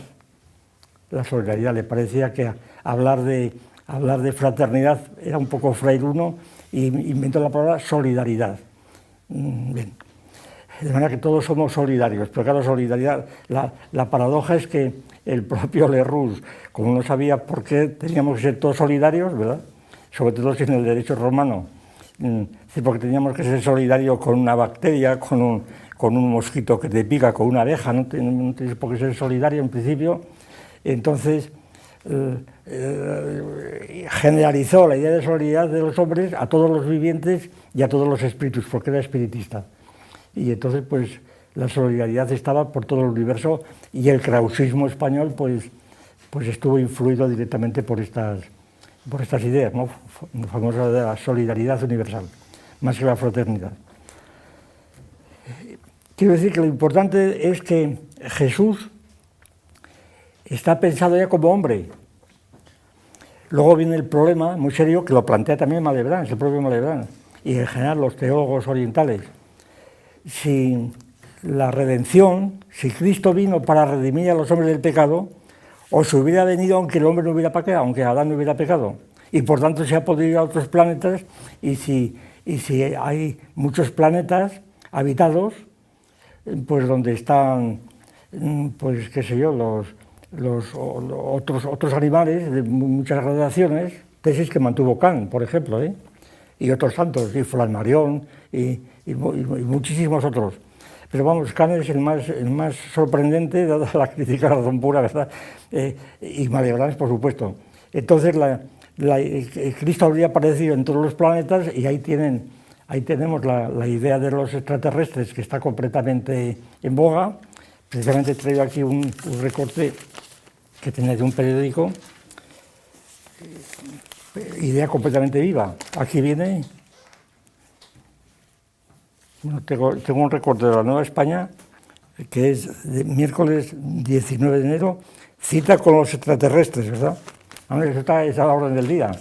Y muchas veces ya he citado yo, a mí me ha sorprendido mucho cómo estos 2 últimos años, en el canal de historia principalmente, pero en otros canales de televisión, hay un equipo cada vez más abundante de gentes que parecen pues profesores de paleontología, biólogos o físicos y demás, y que están hablando de los alienígenas, vamos, como una cosa evidente.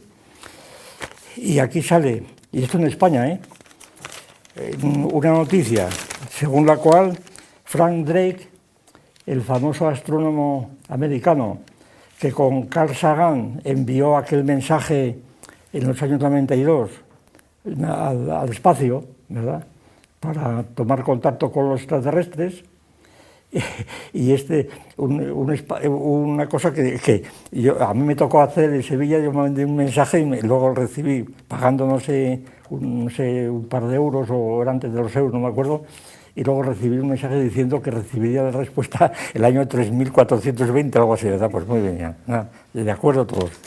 Bueno, pues este punto, ¿verdad?, este punto le han hecho el fundador del programa SETI, el famoso programa SETI, lo de Arecibo, en otros lados, dedicado a la búsqueda de vida inteligente en otros planetas, hoy recibe el Premio Internacional de la Sociedad Geográfica Española.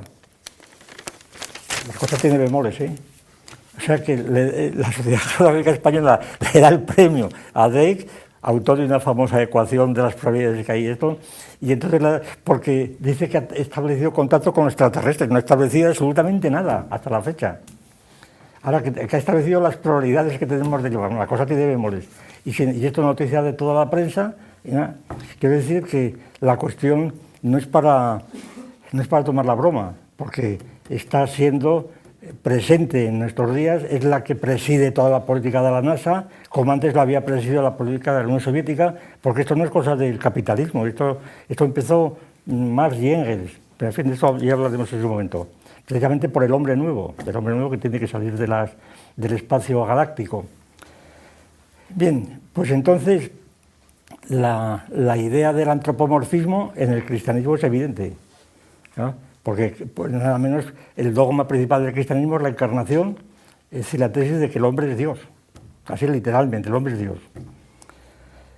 Dios es el hombre, sobre el cual fundó Hegel todo su sistema, claro.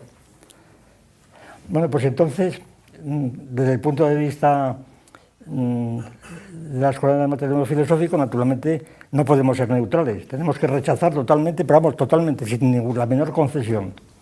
Ahora, no ignorándolo, sino precisamente tenerlo en cuenta para medir precisamente la posición nuestra y para tratar de mostrar cuáles puedan ser los fundamentos de este asunto, cuáles puedan ser los fundamentos, que hay múltiples fundamentos para demostrar que no son, sobre todo cuando han prevalecido durante siglos, tienen que tener algún fundamento funcional o genético o lo que fuera.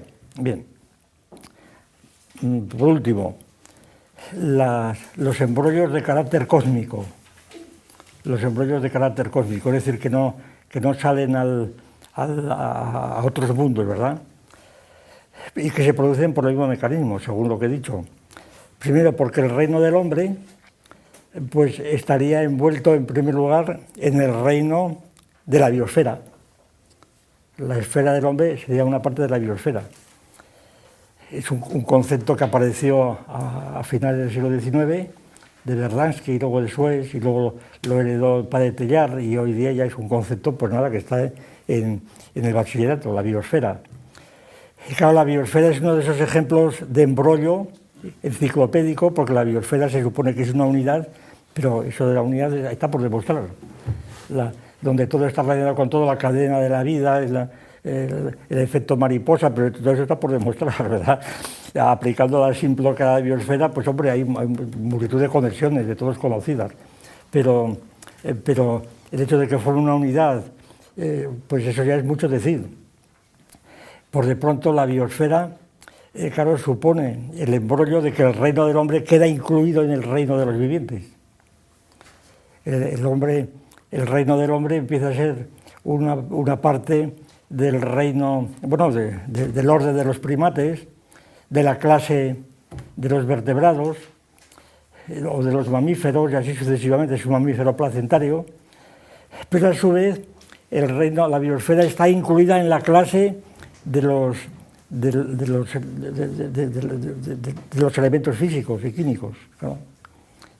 No ya de la biosfera, sino de la esfera terrestre, y luego a través de los viajes espaciales, de esto que hemos dicho, pues está incluido en la clase de los extraterrestres, es decir, de los alienígenas, que claro que es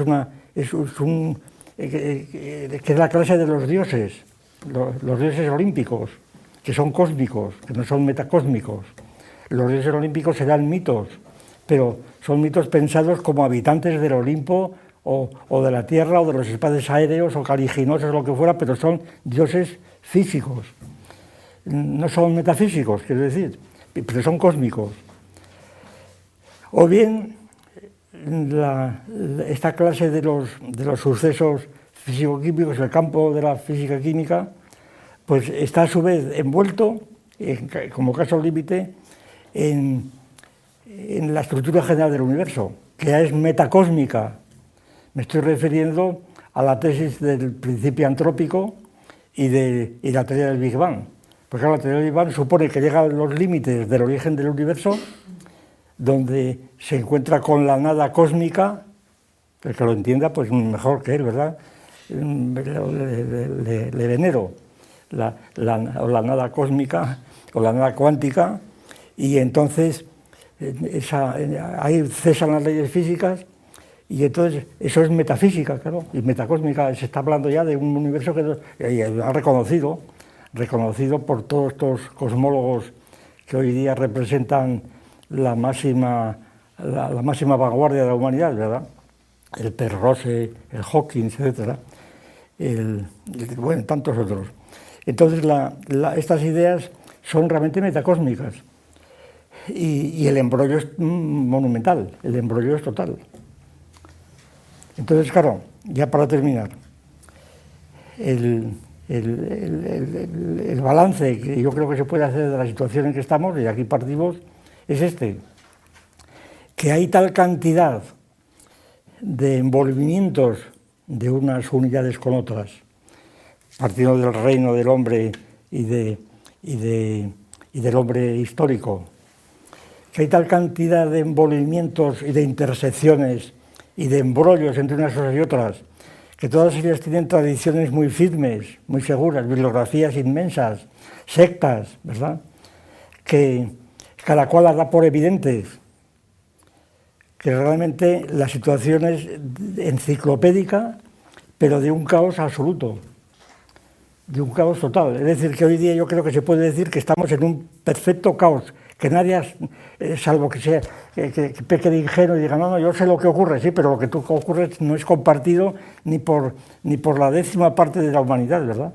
Ni siquiera de los entendidos. Es decir, las broncas que hay entre los cosmólogos actuales. Vamos, es imposible, no es que sea la cosmología, es que son muchas. Y así pasa con todo, no digamos entre los paleontólogos, ¿verdad? Las clasificaciones del Homo habilis, del Homo erectus, etcétera, es imposible. Cada 10 años salen nuevas reclasificaciones. Es decir, el embrollo es total. Y entonces, pues realmente no sabemos a qué atenernos analizando o dejándose de llevar por lo que hay, por la enciclopedia. Es imposible. Yo creo que aquí no se puede ser neutral. Y por eso aquí vamos a aplicar, como ya lo estamos haciendo lo posible, pues ciertos principios de materialismo filosófico para descartar o tratar de domesticar de algún modo el embrollo y un poco encontrar alguna línea para ver si podemos responder a la pregunta, bueno, ¿y qué es el hombre? ¿Qué es el reino del hombre? ¿Es esto? Pues esto es.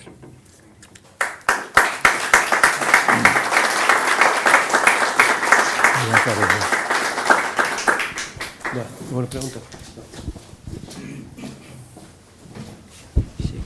Bueno, una intervención a poder ser lo más breve que pueda.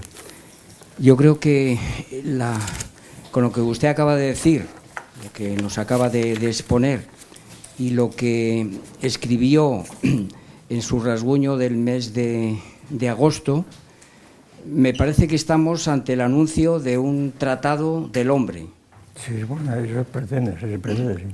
Y esto es de agradecer en un momento como el nuestro, donde hay pues este caos que usted nos ha presentado aquí, sin duda alguna. Y yo quisiera pues hacer algunas consideraciones muy brevemente, ¿no?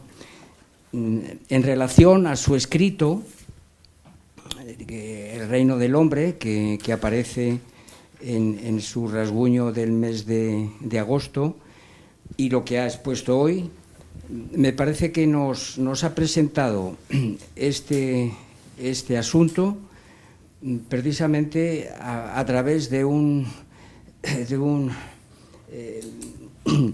grupo de transformaciones muy fecundo, puesto que usted utiliza la palabra contradistinto. Hoy ha hablado, por supuesto, de reinos distintos, pero a la vez también, pues, que también hay realidades equiparables. Y esto me recuerda a mí, por ejemplo, pues, la relación que habría entre lo distinto y lo contradistinto, pues, los famosos grupos de transformación de Klein o de Piaget con la noción de contrario y contradictorio, o de recíproco y contrarrecíproco. Bien. Y de hecho usted también ha ejercitado algunas de esas nociones, precisamente, pues todo ello relacionado, ¿verdad?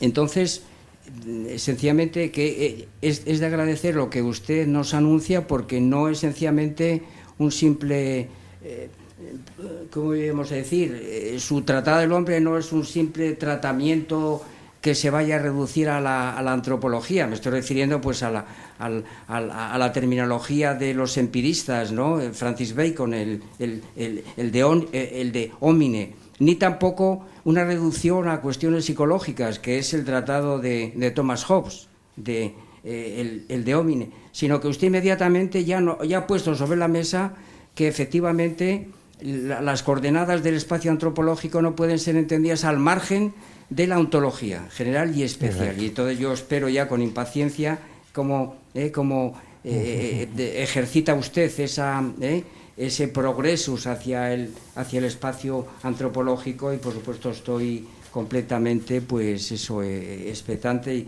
y lo único que se me ocurre pues es esto, eso, agradecimiento a lo que nos va a venir. Y luego finalmente decirle que su exposición ahora, ateniéndonos a su exposición, que no puede ser más más acertada, porque el término embrollo a mí me parece que es un término que tiene unos valores estéticos. Con ello realmente usted con una sola palabra, realmente con un golpe, pues nos ha llevado precisamente a este tremendo conflicto, en el que se reúnen tantos reinos distintos, contradistintos, y que ya pues anuncia que usted lo va a tratar, lo tiene que domesticar, y el materialismo filosófico pues va a ir por ahí. En cierta medida, a mí me ha recordado, claro, para separarnos completamente de los tratamientos empiristas, pues de la Suma Teológica de Santo Tomás de Aquino, el Tratado del Hombre, en el Tratado del Hombre, que él lo inserta entre el Tratado de Dios, donde habla pues de la naturaleza divina, de la Santísima Trinidad, habla de los ángeles antes de hablar del hombre, y luego habla pues de la providencia divina, ¿verdad? Pero sin embargo Santo Tomás de Aquino, antes de tratar las 27 cuestiones sobre el hombre, también presenta a su manera pues un cierto embrollo, en la medida en la que pues podríamos decir que las objeciones, entre las objeciones a veces aparecen cuestiones, podríamos decir, anantrópicas, aunque usted lo cita, por supuesto, en su escrito, la obra de Santo Tomás de Aquino, el Tratado del Hombre de Santo Tomás de Aquino, pues como una pieza clara que hay que insertar en la tradición metafísica antrópica, claro, naturalmente, ¿no? Y bueno, pues esto, indicárselo precisamente para que usted, pues si tiene a bien hacer algún apunte, y luego, ya para terminar realmente, celebrar su exposición en un día como hoy, 21 de octubre de 2013, coincidiendo precisamente con la sentencia que el Tribunal Europeo e Internacional de los Derechos Humanos acaba de hacer precisamente con respecto a la derogación de la doctrina Parot, y que todos los periodistas en todas las televisiones que yo he estado mirando esta mañana, pues continuamente precisamente pues confundiendo la idea de hombre con lo que podríamos llamar con el uso ético pragmático, y usted además es que lo anuncia con el significado aureolar, completamente confuso, y pues nada, celebrarlo realmente por que está una coincidencia impresionante que nos permite a nosotros precisamente desechar, prepararnos precisamente para lo que va a venir todos estos días, donde vamos a estar con la idea aureolar de hombre, pues desde las 8 de la mañana o desde las 6 de la mañana hasta las 12 de la noche. Muchas gracias, don Gustavo. Muy bien. No, pues le agradezco mucho sus palabras, y además creo que ha dado en el clavo, porque efectivamente de eso se trata. En su momento, expondré precisamente la famosa relación entre el Linneo, porque todo esto podemos hacerlo arrancar del Linneo, ¿no? Entre el Linneo de la 10ª edición del Sistema de la Naturaleza y Darwin. Porque entre Linneo y Darwin se suele suponer, es lo que yo he leído en todos los atadistas, que Linneo queda anticuado ante Darwin porque Darwin plantea una oposición contradictoria con Darwin, con Linneo. Y esto no es así, un poco abundando lo que decía, porque la oposición entre Darwin y Linneo no es de ese tipo. En el cuadrado lógico, Darwin no dice, Linneo no dice que todas las especies o que ninguna especie cambie, que todas las especies son tantas cuantas Dios creó en el principio, entre ellas el hombre es eterno, según Linneo, claro, como todas, el hombre y cualquier otra especie animal. Y claro, se dice, Linneo sostuvo que todas las especies son eternas, creadas por Dios, tantas son especies cuantas Dios creó en el principio, mientras que Darwin introdujo que las especies venían una de otras, que no había ninguna eterna. Pero es que Linneo no dijo esto. Hombre, lo diría en las primeras ediciones del sistema. Después Linneo reconoce que hay algunas especies, varias especies, que él no cita muchas, que también son productos de la hibridación. Es decir, y algunos ven en Linneo pues una especie de prefiguración del darwinismo, lo cual es evidente, claro. Y además no podía dejar de serlo por mil razones. Y entonces la relación no es propiamente contradictoria, sino contraria. Y en ese sentido quiero decir que las relaciones lógicas están presidiendo toda esta cuestión, absolutamente. Y sobre todo las relaciones de clase-individuo total, ¿verdad? Total.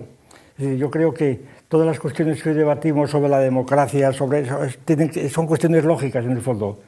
Cuestiones lógicas que las utilizan necesariamente todo el mundo, porque la maquinaria lógica está funcionando en todos, pero de un modo confuso y oscuro.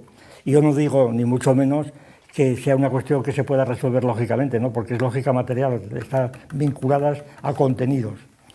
Y efectivamente, la idea central de este cursillo tiene por objeto preparar los ánimos, por decirlo así, para desconectar las cuestiones sobre el hombre de todo lo que tenga que ver con realidades metacósmicas, es decir, con la ontología general.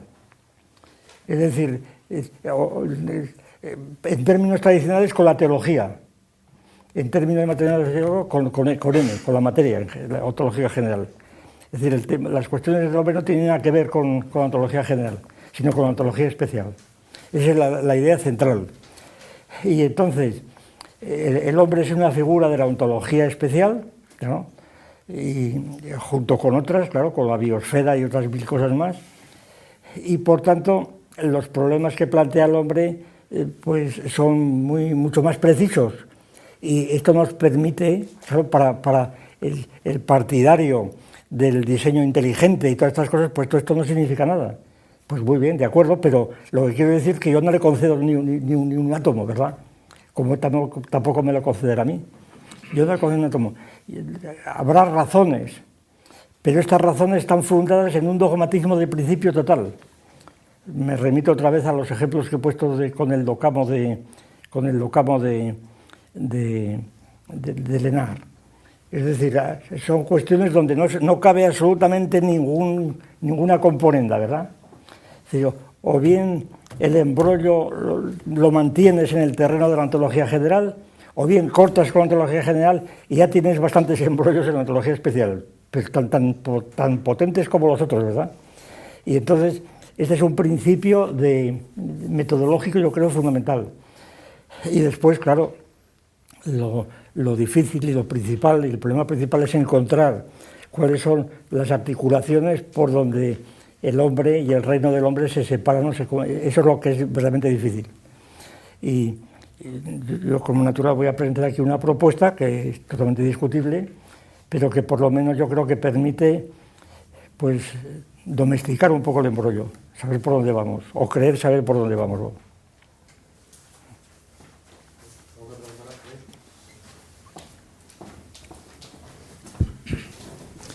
Bueno, a mí me sorprende que utilice precisamente la palabra reino. Si el materialismo filosófico podíamos plantearlo desde el punto de vista del embrollo como aquella disciplina filosófica que se ha encargado de ordenar ciertos embrollos desde una perspectiva, no sé, de la ontología. Tenemos los ejes M1, M2, que deshace el embrollo. Desde el punto de vista noxiológico tenemos las ciencias humanas y toda la metodología alfa y beta que deshace el embrollo o que lo mira desde un punto de vista específico. ¿No tenemos ya el espacio antropológico para deshacer el embrollo del hombre? ¿Por qué se utiliza el término reino? Me sorprende. ¿Por qué no, si hablamos de caos y de embrollo, por qué no continuar con la terminología espacio antropológico? Para deshacer ese caos o ese embrollo de ese espacio. ¿Por qué reino? El reino parece además una metáfora política. En el reino no hay embrollo, parece que hay orden, o por lo menos puede haberlo. ¿Por qué no hablar del espacio antropológico o expresiones como la que utiliza, creo recordar, Aristóteles en la Ética, que habla de tanthropeia filosofía, la filosofía de las cosas humanas, podríamos traducirlo? ¿Por qué no? ¿Por qué reino? Muy bien, sí, es una cosa que hay que preguntarlo. Yo le voy a decir por qué razones personales he tenido. No intento justificarlo en general, Primero porque si empleásemos, bueno, desde mi punto de vista, si empleásemos únicamente la tecnología en términos filosóficos, no saldría nuestro mensaje del arco de nuestros dientes. Es decir, si usted habla de espacio antropológico en España, dice, ¿esta gente de qué coño está hablando? Es que la gente no quiere oír, no se entera.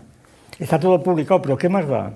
Es el caos, está todo publicado, constantemente sale en internet, en el Catoblepas, en libros, de varias personas. La gente está completamente orientada y no lo lee. Entonces simplemente basta que un antropólogo escuche, lea la palabra espacio antropológico para que tire el libro. Eso además tengo experiencia. Es decir, no quiere saber nada. Esto es pura metafísica, dicen. No quiere saber nada. Es decir, y entonces la palabra reino está tomada pues de la reacción a Linneo y de la tradición bíblica. El reino, mi reino no es este mundo, el reino de Dios, etc. Es decir, es incorporar. Y además el concepto de reino tiene muchísimas más connotaciones. Claro, reino tiene que ver con rex, res regis. Aquí hay un comentario muy famoso de Maldonado, el jesuita del siglo XVI, a unos pasajes de la Biblia, cuando habla del arador. El que está arando tiene que mirar siempre recto, de ahí viene el derecho. Estos son todos los diccionarios etimológicos, en Mellé, etcétera, dicen estas ideas, ¿no? La idea de derecho viene de recta, de recta, y la idea de reino de regir, de recta. Lo que dice Maldonado es que el que está arando tiene que mirar el surco derecho de lo que va a venir, porque si mira hacia atrás ya se tuerce. Y entonces quiere decir que tiene que mirar de derecho y no a los lados. Y entonces de ahí viene pues la idea de rey, de rajá, de reino, claro. Y como la tradición de reino, el reino es una taxonomía, porque un reino es una delimitación de un territorio contiguo a otros, enfrentados generalmente unos con otros, y que además pueden formar parte de virreinos o de imperios. El imperio, eso lo utiliza constantemente Linneo como metáfora política, pero vamos, sin darle sentido político, sino simplemente es una metáfora ejercitada, ¿verdad? El imperio tal y luego el reino. Y entonces, al hablar de reinos, es incorporar las tradiciones bíblicas, las tradiciones linneanas, con la paradoja de que además Linneo no ha hablado del reino del hombre, pero sí toda la escuela francesa, ¿verdad?, y española. Y entonces es enriquecer, vamos, incorporar sencillamente en la exposición a otras formas de decirlo que están interviniendo, de hecho. Porque es decir, la idea del reino es una idea taxonómica, donde se divide una totalidad que no es distributiva sino atributiva. Claro, porque un reino comprende varios territorios, varios dominios, que no forman un todo distributivo sino atributivo.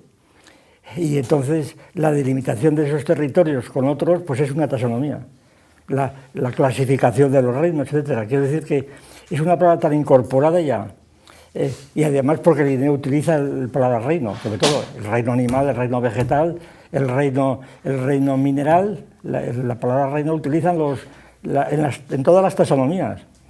El reino es el mayor taxón que hay. Es decir, reino animal, reino vegetal. Lo que pasa es que Linneo dice que el hombre no es un reino, ahí está la cuestión. Esa es la paradoja, que Linneo no dice que el hombre sea un reino, pero lo dicen los críticos de Linneo. Y la polémica se establece ahí, entre Linneo y sus críticos. Y entonces, y esto supone un reduccionismo completo del hombre a la antropología de carácter paleontológico, anatómico, zoológico, una palabra.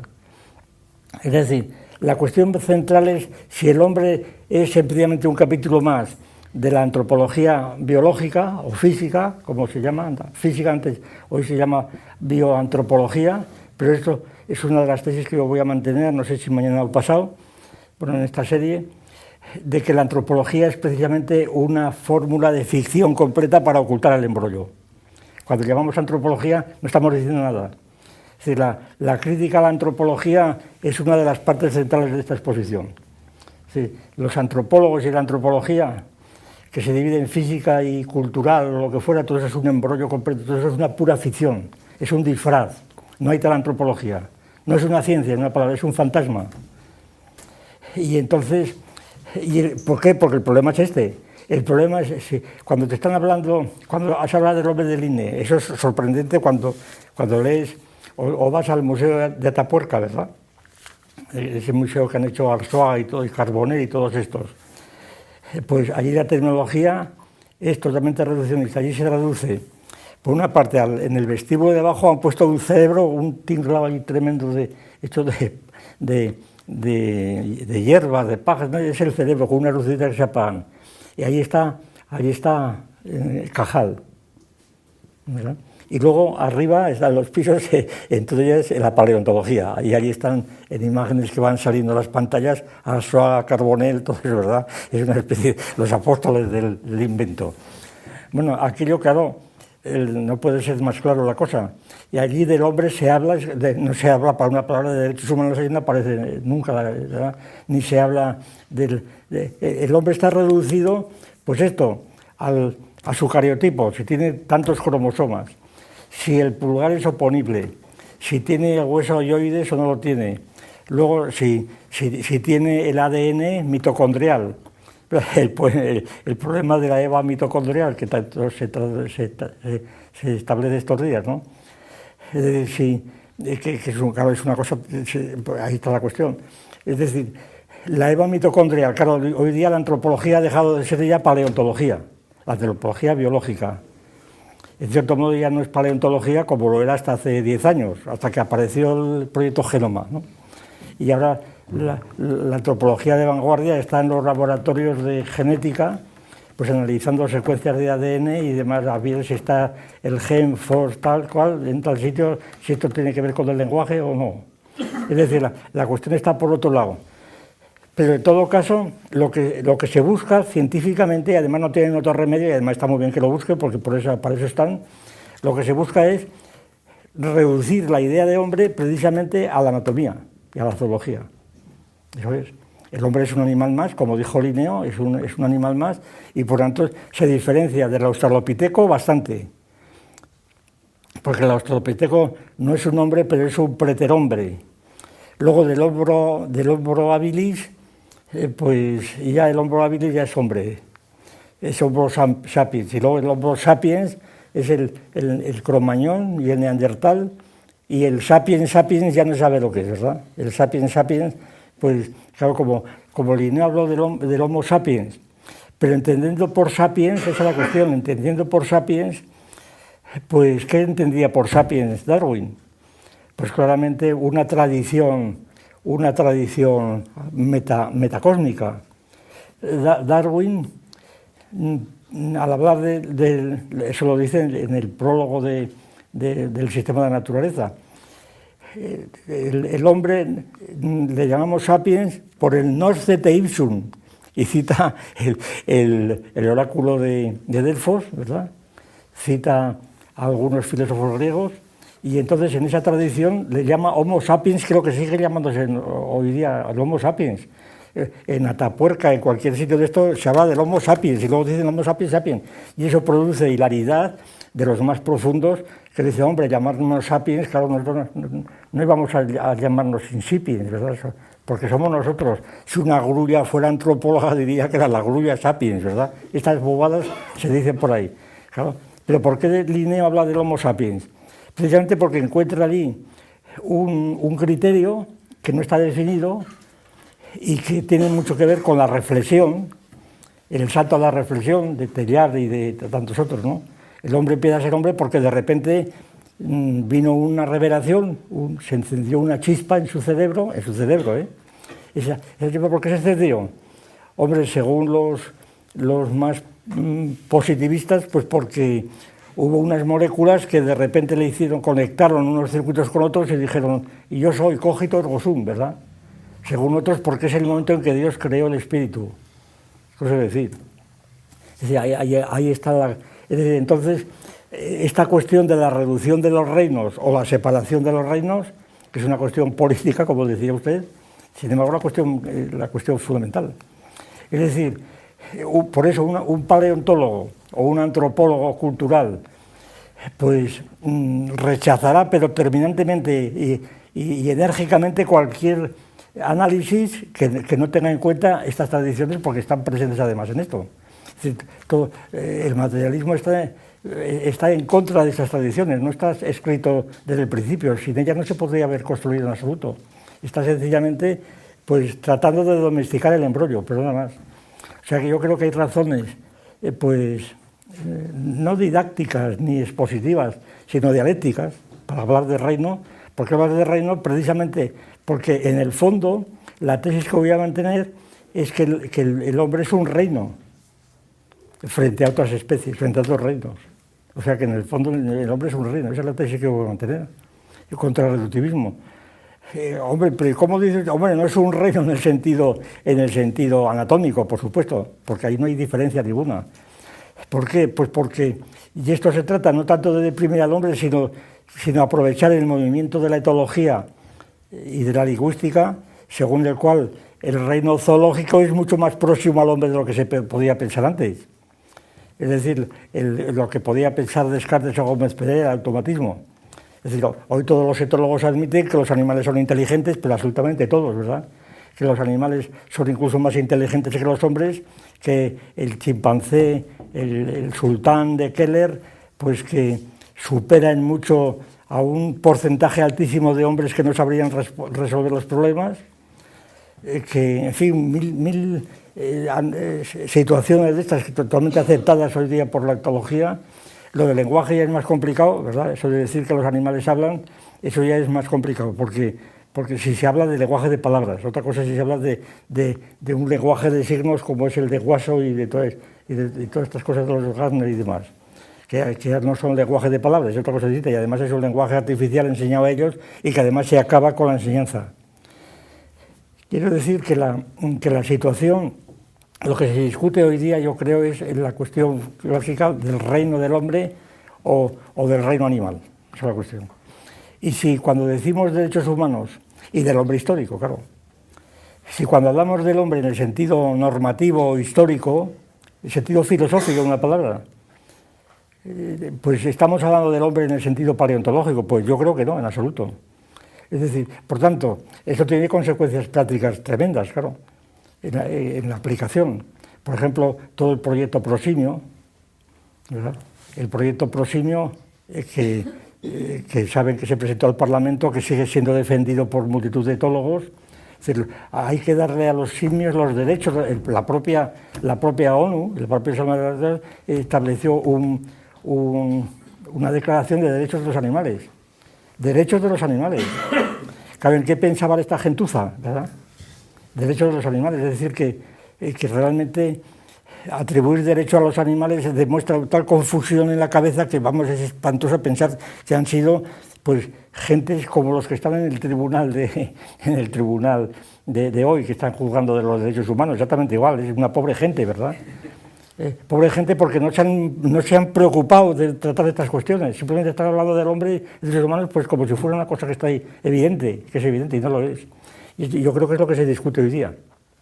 Es decir, porque si hay argumentos para oponerse a la declaración de los derechos humanos, al reconocimiento de los simios como trabajadores, por ejemplo, que es lo que se pretendía, y reconocer derechos a los simios, pues si hay razones es porque es irreductible, porque el reino del hombre es irreductible al otro, y cuando se habla del hombre se habla de otras cosas diferentes. Es decir, que este es el embrollo, ahí está el problema, yo creo. Dicho ahora contrarecíprocamente, si quitamos la palabra del reino del hombre, la mitad de la argumentación desaparece. Porque ya presupones el principio, ya presupones que hay un reino animal, ¿verdad? Que el hombre no es un reino, sino que es un dominio de ese reino, que tiene todas las características genéricas, y se acabó, no hay más que discutir, ¿no? Cuando hablas del reino del hombre es porque reivindica de algún modo que hablar del reino del hombre contra el dinero tiene su fundamento. Y el fundamento es tan enorme, digamos, que los argumentos son impresionantes. Es que no tiene nada que ver. ¿Por qué? Porque el hombre, anticipando ya la tesis, porque lo que llamamos hombre en el sentido de idea de hombre, que hay muchas ideas de hombre, por otra parte, como bien sabido, pues que el hombre es una idea que se crea no fisiológicamente o zoológicamente en el cerebro, que se crea precisamente en la sociedad política. En el fondo lo que yo voy a presentar aquí es una reivindicación de la definición de hombre de Aristóteles como zoon politikon. El hombre es animal político. Esa es la tesis que yo voy a mantener. Pero claro, Aristóteles mantiene esa tesis por razones muy particulares y al margen del materialismo filosófico. Pero vamos, pero la tesis, para vincularla a una tradición, la tradición que está vinculada a esta tesis, y sobre todo Aristóteles, el hombre es zoon politikon, animal que vive en ciudades, si se toma la tradición literal, no animal social, porque aquí la sociología es otro embrollo completo. La sociología es el embrollo principal que oculta completamente los nexos. El hombre es animal social, ¿no? Aristóteles no dice esto. Es más, Aristóteles, nada más que empieza la política, dice, el hombre es animal político. Dice, no solamente social, porque también las ovejas son sociales y las hormigas y tal, y sin embargo no son hombres. Y la polis, por político entiende el que vive en la polis, el que vive en la ciudad, a diferencia de los cíclopes que vivían en el campo, ¿no? Que eran salvajes, en una palabra. Claro, esta tesis supone rehabilitar otra vez el concepto de salvaje y de bárbaro. Todo el derecho penal, por ejemplo. Es decir, aquello de Levi-Strauss, salvaje es el que llama a otro salvaje, ¿verdad? Bueno, claro, esto ha hecho estragos. Basta pensar en lo que está pasando en América estos días, en estos sitios en Venezuela o en Bolivia, los aymaras, ¿verdad? La resistencia indígena, claro, esas ceremonias que organizan, realmente salvajes, ¿verdad?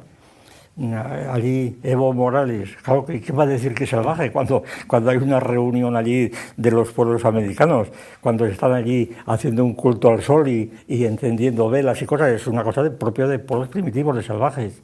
Pero claro, como no se puede llamar salvaje a nadie porque eres salvaje, claro, pero eso es lo que han aprovechado los antropólogos franceses para meter mano allí en donde pueden, en América, y lo están consiguiendo además. Y además la gente se lo traga, porque esto es el ejemplo de la vanguardia, de estar en la última. Quiero decir que la situación no puede ser más actual y más comprometida. No sé.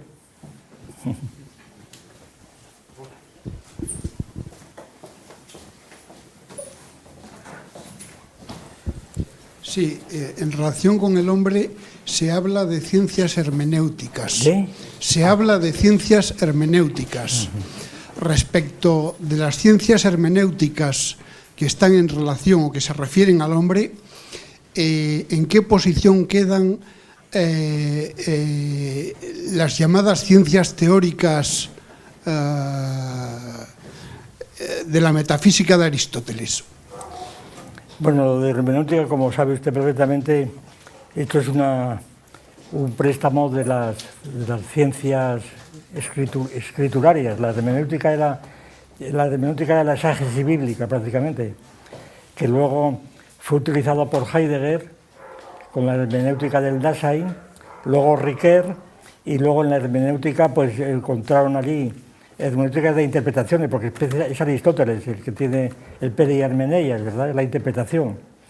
Entonces la hermenéutica es una palabra que está en el contexto de la lingüística, son la interpretación de los signos escritos o hablados principalmente. Luego, claro, se extiende a la interpretación de los signos dibujados o pintados, de los gestos, la interpretación de los facta concludentia que decían los jueces.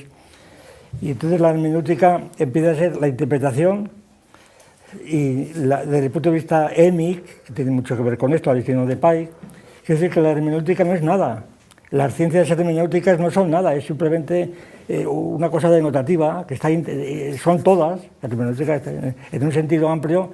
Es decir, los libros de Riquer, a mi juicio, que yo tuve que tragarme como estaba mandado, ¿verdad? En su momento, es el embrollo más grande que puede haber, es un camelo completo, porque no dice absolutamente nada. No hay ciencias hermenéuticas, toda ciencia es hermenéutica. Es decir, el que está leyendo un libro de química tiene que interpretar los signos que están allí, ¿verdad?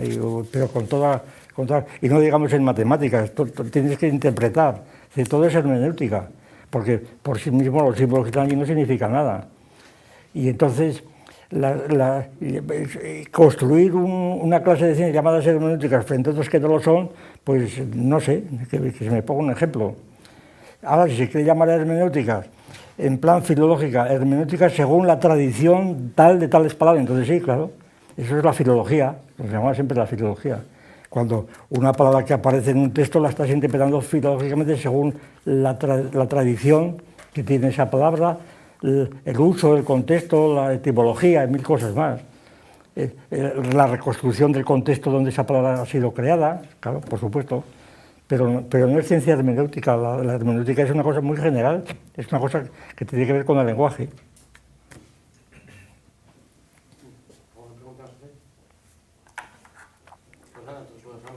Muy bien.